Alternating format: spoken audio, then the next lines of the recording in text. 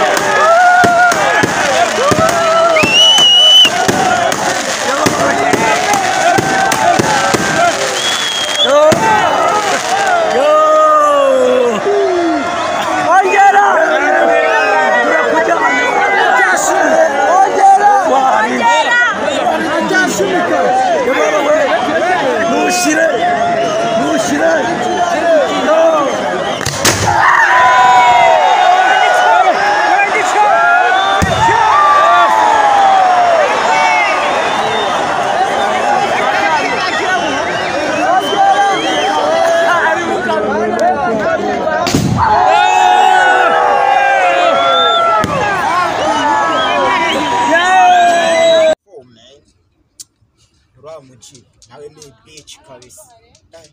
Ntaranzanaho ibintu by'ikidada bitch by'iki gihe gusa nabonye gifite n'itako ribikora umuneza tu kiretse icyakimereza basa ariko kanze nyihiga kanze ndero ahantu cyagiye ngikome